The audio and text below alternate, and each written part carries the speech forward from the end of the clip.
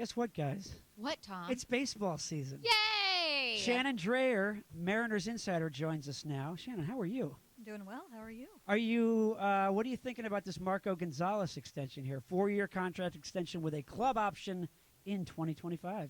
It's good to see. I mean, this is a guy that, with a club that has made so many changes, I think it is one of the players that a lot of the fans have been able to attach to a little bit. And you see when he gets out there, you see the passion he has for the game, the commitment, his bulldogishness. Whew, got that out. Bulldogishness? Bulldoggedness? And just kind of really the willingness to take on more.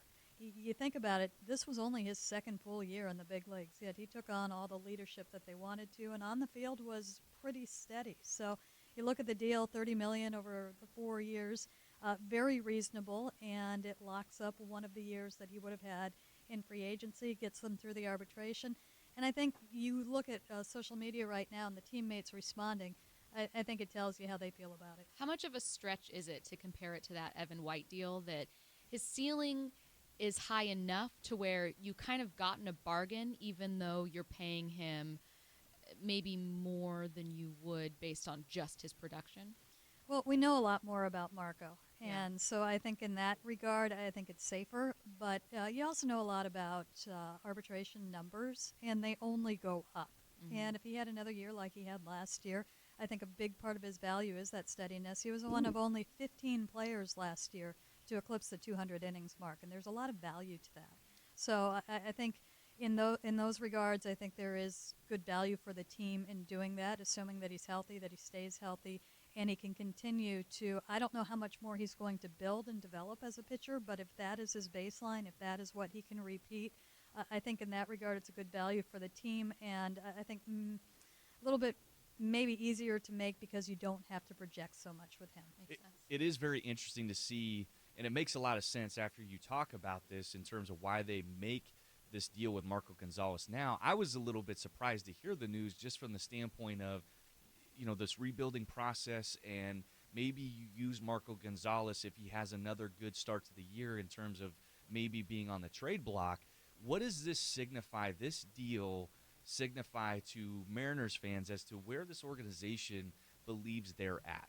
Well, a couple of things on this. I think where it believes they're at is they know the pieces that are coming, and they're looking ahead right now, and they're going to lock down a couple of spots. We know that there are a lot of dollars that are not being spent right now. We know that before this deal, if you looked at the dollars that are being spent in the upcoming years, all of a sudden it's just shrunk dramatically, and the assumption is, and they're saying there will be a time when they spend, but you've got to build around players. You can't just go out and have, okay, now we're going to add everything. And I think that locking down a player like Marco Gonzales, and I think that some people are going to be, well, shouldn't you be spending that money on splashier players? You're still going to need a Marco Gonzales.